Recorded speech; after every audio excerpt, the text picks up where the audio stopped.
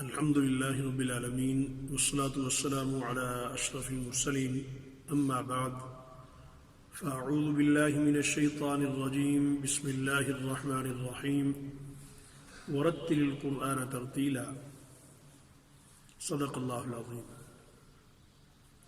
قابل صد احترام ناظرین گرامی و سامعین محترم، معزز شرکائے کورس،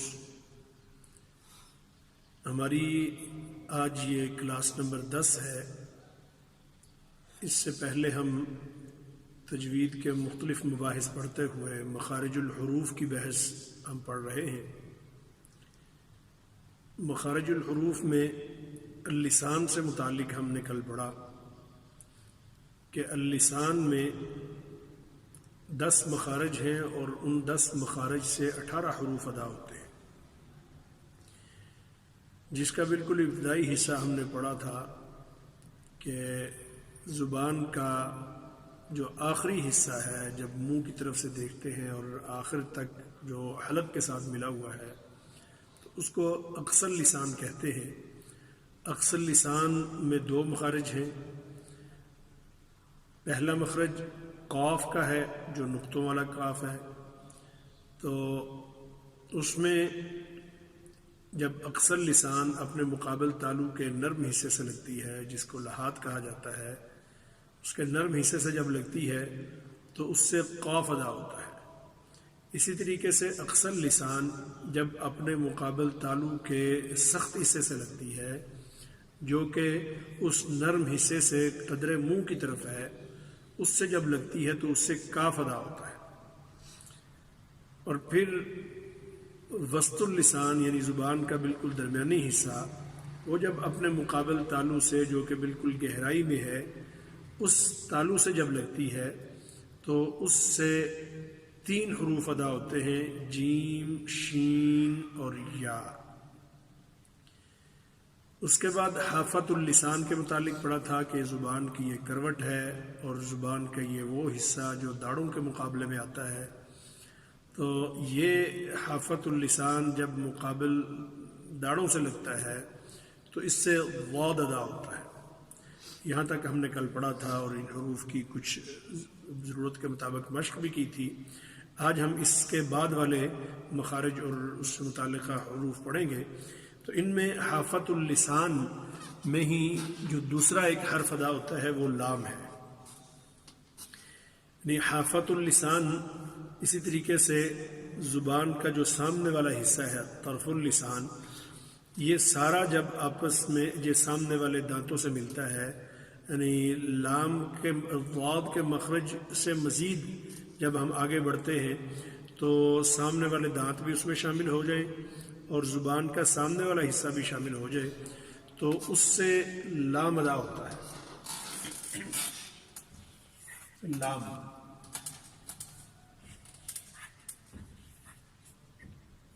حافۃ اللسان پلس طرف اللسان۔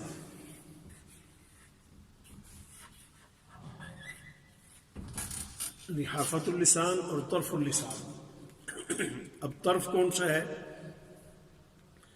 طرف یہ وہی جو حافہ پیچھے سے داڑھوں کے مقابلے میں آ رہا ہے، وہ جو جس کے کنارے جو ہے وہ قدرے موٹے ہیں، تو آگے آ کے آپ دیکھتے ہیں کہ باریک ہوتا جا رہا ہے۔ یہ ہر کسی کے منہ میں جو زبان ہے تو وہ زبان ایک ہی طرح کی ہے، تو اس میں اپنی زبان سے اس کا جائزہ لیا جا سکتا ہے کہ پیچھے زبان کا حصہ موٹا ہے اور آگے آ کے باریک ہو جاتا ہے۔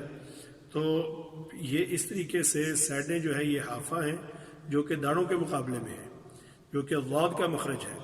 تو آگے جب دانتوں کے مقابلے میں وہی زبان کی جو سائڈ آتی ہے اس کو طرف اللسان کہا جاتا ہے۔ یہ بالکل اس کا اوپر کا باریک کا کنارہ سا رہ جاتا ہے۔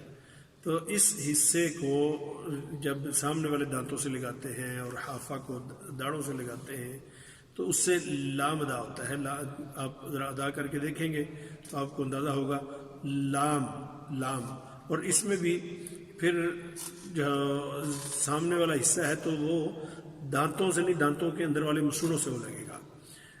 لام ال اللہ اللہ پڑھیں گے تو اس سے پتہ چلے گا اللہ اللہ، تو اندر والے دانتوں کا اندرونی حصہ، سامنے والے دانتوں کا، سارے کے سارے اوپر کے دانتوں کا اندرونی حصہ، اور زبان کا جو سامنے والا کنارہ ہے یا طرف اللسان ہے، تو وہ جب ملتا ہے تو اس سے پہلے والے حصے سے ضاد ادا ہو رہا تھا اور اس والے حصے سے لام ادا ہو رہا ہے.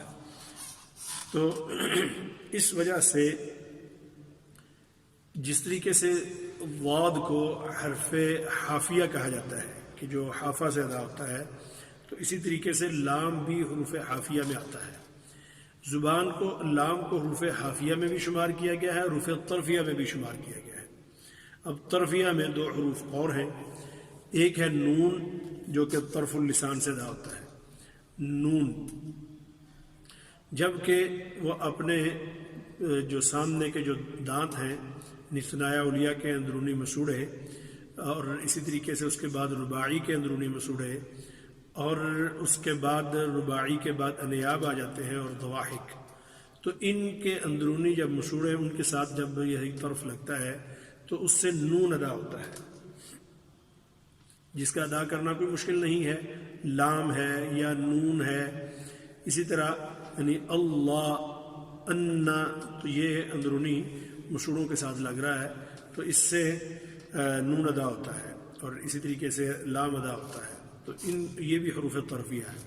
پھر اس کے بعد آتا ہے را، تو را کا مخرج بھی انہی کے ساتھ ساتھ ملتا جلتا، البتہ را میں کچھ حصہ زبان کا، وہ ظاہر اللسان، زبان کا جو اوپر کا ایک سامنے والا جو حصہ ہے وہ بھی اس میں آ جاتا ہے، تو اس کو ظاہر اللسان کہتے ہیں، جو سامنے جو کنارے سے تھوڑا اوپر کا حصہ ہے. تو اردو کی کتابوں میں زبان کی پشت لکھا ہوا ہے، تو زبان کی پشت کہیں تو اندازہ نہیں ہوتا کہ اس کا سامنے کا اوپر والا حصہ ہے یا نیچے کا پیچھے والا حصہ ہے. تو ظاہر جب ہم کہتے ہیں تو اس سے ذرا بات زیادہ واضح ہو جاتی ہے کہ جو سامنے کنارہ ہے زبان کا، مثلا یہ ہم نے حافہ پڑھا تھا، حافہ میں یہ آگے آ کے یہ طرف ہو گیا، تو طرف میں یہ جو اوپر کا حصہ ہے، یہ والا جو طرف سے بالکل اوپر کی طرف ہے، اس کو ظاہر کہیں گے. تو لام میں، را میں کچھ ظاہر بھی شامل ہو جاتا ہے. تو اس طرح لام، نون، را، ان تینوں کو حروف طرفیہ بھی کہا جاتا ہے، اور لام ضاد کے ساتھ حافیہ میں بھی شامل ہو جاتا ہے اور لام کو ساتھ طرفیہ میں بھی شمار کیا جاتا ہے. تو دونوں طرف شمار کرنے میں کوئی حرج نہیں ہے، چونکہ لام کا مخرج ان تمام مخارج سے اس اعتبار سے زیادہ بڑا ہے یا زیادہ پھیلا ہوا ہے جو کہ ابھی ہم نے جتنے بھی پڑھے ہیں ان کی نسبت. تو یہ پورے ہمارے منہ میں شامل ہے یہ لام کا، اسی سے لفظ اللہ ادا ہوتا ہے. جب لفظ اللہ محبت کے ساتھ کہتے ہیں تو گویا آپ کی پوری زبان اس میں، آپ کی پوری داڑھیں، آپ کی پوری سامنے والے دانت، آپ کا جو اندر کا جتنا بھی نظام ہے وہ سارا اس میں پوری اس میں قوت شامل ہوتی ہے لفظ اللہ میں. تو اس طرح طرف اللسان، یعنی اس میں لام بھی آ گیا، نون بھی آ گیا اور را بھی آ گیا، تو ان کو حروف طرفیہ کہا گیا ہے.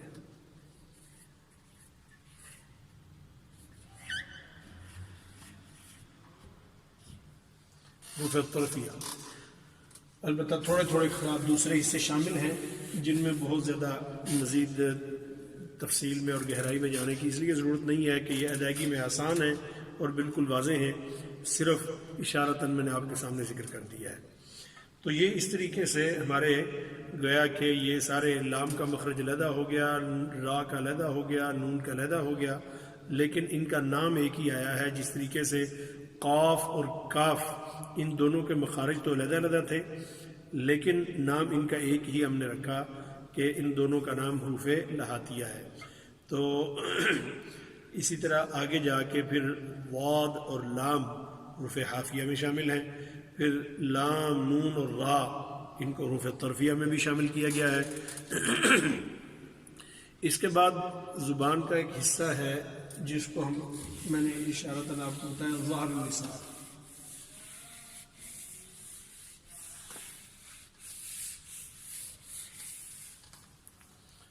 ظاہر اللسان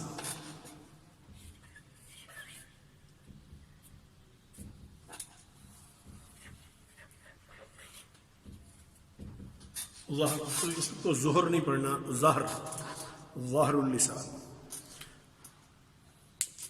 سامنے والا جو نمایاں ہے یہ ظاہر پہ بھی ہے، اسی طریقے سے اس کو ظاہر، یہ جو پشت اردو میں کہا گیا ہے تو یہ اصل ظاہر ہے. یہ اگر ہم یہ اردو کی کتابوں میں دیکھتے ہیں یا اردو میں جہاں واضح کیا گیا ہے تو عموماً ہر جگہ یا کنارہ لکھ دیا گیا ہے یا نوک لکھ دی گئی ہے. زبان کا کنارہ، زبان کی نوک، زبان کا سرا، تو یہ اصطلاحات وہاں استعمال ہوئی ہیں. تو یہاں پہ ہم نے اس کو طرف پڑھا ہے، طرف کے ساتھ ساتھ ہم نے اسی طریقے سے اس کو ظاہر پڑھا ہے. تو ظاہر میں یہ جو حصہ ہے، یہ میں نے جس طریقے سے ذکر کیا کہ جس طریقے سے یہ زبان ہے تو زبان میں یہ بالکل کنارے سے جو اوپر والا حصہ ہے اس کو ہم نے ظاہر پڑھا ہے، کنارے سے بالکل اندر والی سائڈ. تو یہ والا حصہ یہ جب دانتوں کے کناروں سے لگتا ہے، ظاہر اللسان جب دانتوں کے کناروں سے لگتا ہے، سامنے والے دانتوں کے، جس میں ثنایا علیہ خاص طور پہ شامل ہے، تو اس کو ہم اسی طرح کہیں گے کہ ظاہر اللسان جب ثنایا علیہ کے کناروں سے لگتا ہے تو اس سے 3 حروف ادا ہوتے ہیں، سا، زال اور ظا. سا، زال اور ظا، سا، زال اور ظا. یہ بڑی نرمی سے ادا ہوتے ہیں، اس میں کسی طرح کی کوئی سیٹی نہیں ہے، کسی طرح کا کوئی اور زور نہیں ہے. سا، زال، ظا. تو یہ جو زبان کا ظاہر اللسان سامنے والا جو حصہ ہے یہ سامنے والے دانتوں کے کناروں سے لگتا ہے. تو جس جگہ سے لگتا ہے اس کو لثۃن کہتے ہیں، لثہ. اس لیے ان حروف کا نام حروف لثویہ ہے.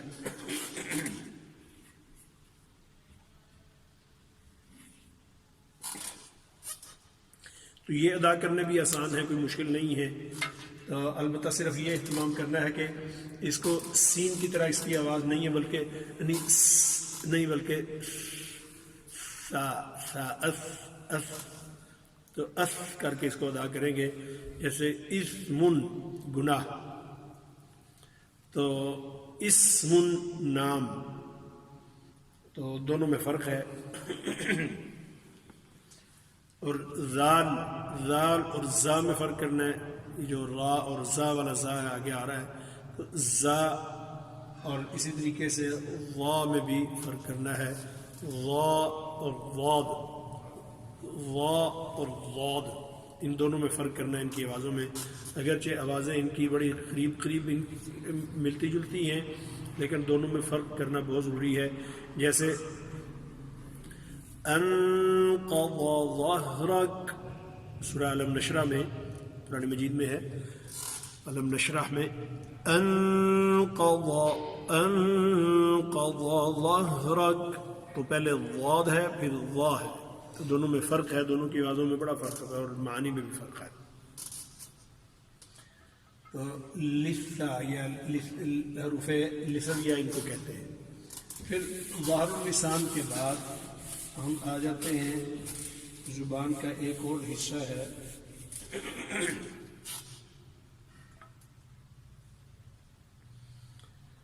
رأس اللسان.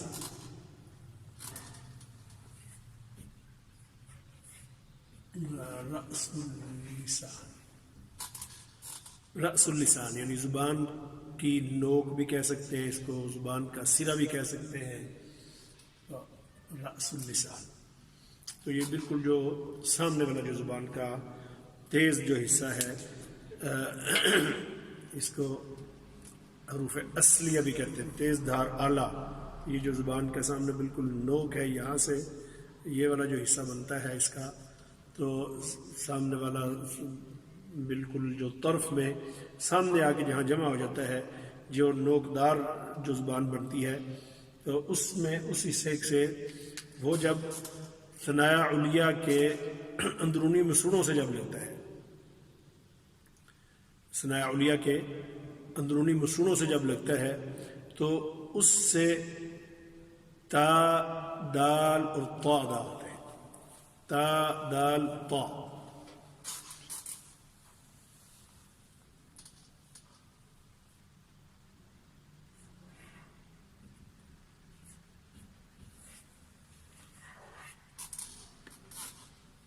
یہ ثنایا علیہ کے اندرونی مسوڑے، ثنایا علیہ کے ساتھ پھر رباعی بھی آ جاتے ہیں، لیکن خاص طور پہ جو زیادہ زور ہوتا ہے رأس کا تو وہ اسی پر ہوتا ہے ثنایا علیہ کے اس کے ساتھ۔ تو رأس اللسان جب ثنایا علیہ کے اندرونی مسوڑوں سے لگتا ہے تو اس سے تا، دال، طا، تا، دال، طا،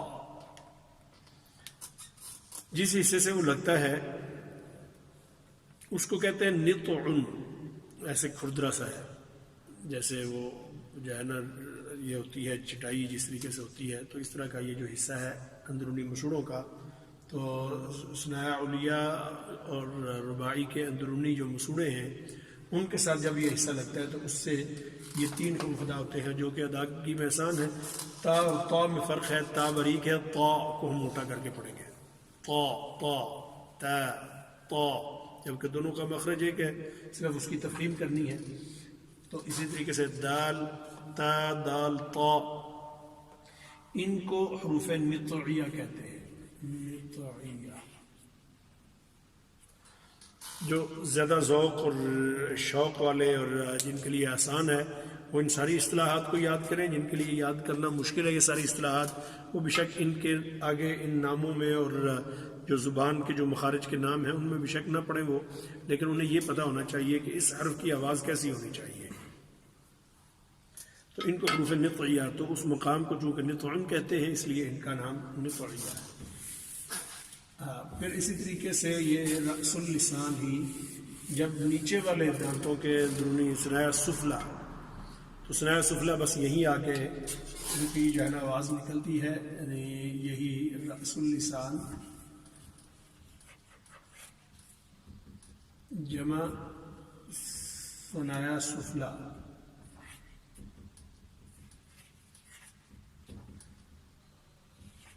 کا اندرونی حصہ،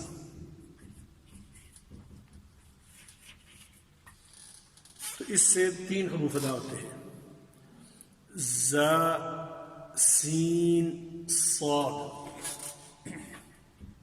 زا، سین اور صاد، زا، سین اور صاد، یہ 3 حروف ادا ہوتے ہیں۔ تو اس طریقے سے آپ دیکھیں کہ یہ ہمارے 10 مخارج پورے ہو گئے اور جو ہے یہ 18 حروف اس میں سے پورے ہو گئے۔ تو اس طرح ہماری جو مخارج کی بحث ہے وہ آج بتوفیق اللہ تعالی مکمل ہوئی ہے۔ تو ان حروف کو آپ دیکھ لیں، یہ جو حروف ہم نے اللسان کے پڑھے ہیں یہ قریب قریب اس کے زیادہ حصے ہو جاتے ہیں، اس لیے عموماً جب شارٹ کورسز ہوتے ہیں تو ان میں یہی ہوتا ہے کہ اختصار کے ساتھ صرف نام بتا دیے جاتے ہیں۔ البتہ اسٹوڈنٹس کو یہ ترغیب دی جاتی ہے کہ آپ بے شک ان سب کے نام اگر یاد نہ بھی کر سکیں تو صرف ان حروف کے متعلق صحیح سے جان لیں کہ یہ حروف کیسے ادا ہونے ہیں اور ان حروف کا جو ہے وہ ان کی آوازیں کس طرح کی ہوں گی۔ اگر کوئی اسٹوڈنٹ شوق رکھتے ہیں، وہ مہارت حاصل کرنا چاہتے ہیں، وہ چاہتے ہیں کہ ان ساری چیزوں کو یاد کریں، جمع کریں اور ان کو جو ہے وہ اچھے طریقے سے محنت کر کے پہچانیں، تو یہ اچھی بات ہے، ان کے اس ذوق کی تحسین کی جاتی ہے اور مزید جو ہے وہ انہیں آگے بڑھنے کے لیے اور بھی کئی طرح کی جو چیزیں ہیں وہ بھی بتائی جاتی ہیں، ان کو مزید رہنمائی کی جا سکتی ہے۔ تو اللہ جل شانہ جو کچھ ہم نے پڑھا ہے ہماری مدد فرمائے۔ مخارج کے بعد پھر صفات کا چیپٹر شروع ہوتا ہے انشاءاللہ العزیز۔ اگلی کلاسز میں ہم صفات سے متعلق ہم پڑھیں گے، لیکن آج ابھی ہم مشق کرتے ہیں جس طریقے سے کل بات ہوئی تھی کہ آج سورہ قدر کی ہم مشق کریں گے. تو گویا ابھی پہلی 10 کلاسوں میں ہم نے تجوید کی تعریف پڑھ لی، لحن پڑھ لیا، اس طریقے سے دانتوں کے نام پڑھ لیے، اور اس کے بعد مکمل مخارج کی ہم نے بحث پڑھ لی ہے، اور سورہ اقرا کی مکمل مشق کر لی ہے. ابھی ہم سورہ قدر کی مشق کریں گے.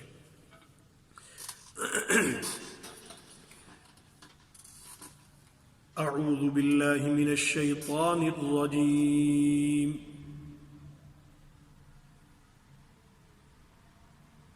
بسم اللہ الرحمن الرحیم.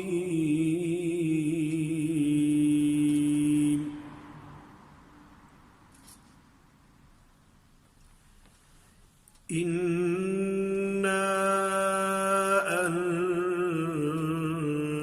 انزلناه في ليلة القدر.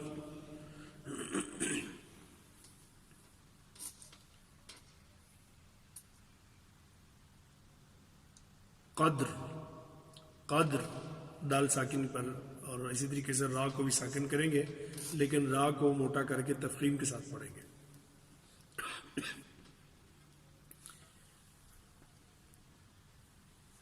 اِنَّا أَنزَلْنَاهُ فِي لَيْلَةِ الْقَدْرِ وَمَا أَدْرَاكَ مَا لَيْلَةُ الْقَدْرِ.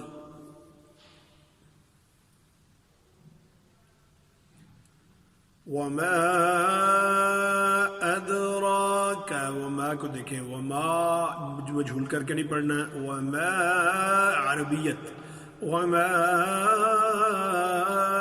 أدراك، وما أدراك حمزہ میں اور ما کی الف میں فرق کرنا ہے. وما أدراك ما ليلة القدر. بڑی لطافت کے ساتھ، بڑی خوبصورتی کے ساتھ ہر حرف کو اس طریقے سے ادا کریں گے کہ حرف میں کسی طرح کا کوئی عدم توازن نہ ہو، بالکل ایک ایسی فریکوینسی کے ساتھ.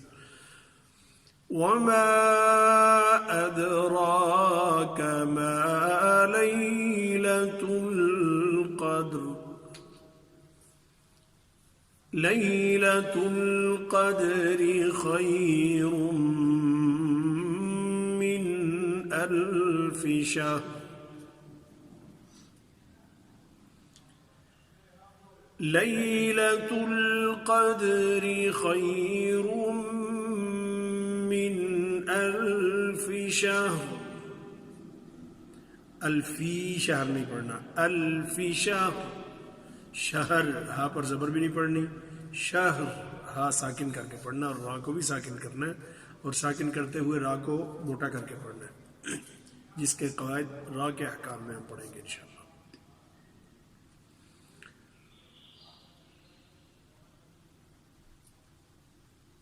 تنزل الملائكة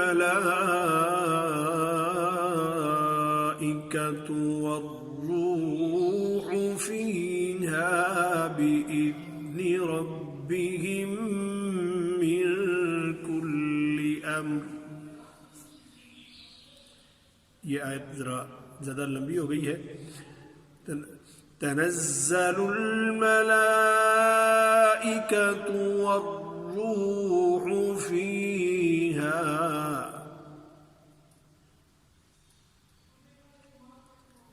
تنزل الملائكة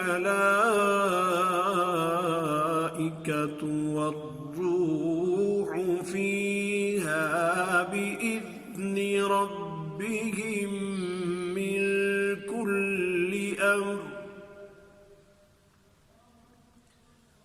سلام هي حتى مطلع الفجر.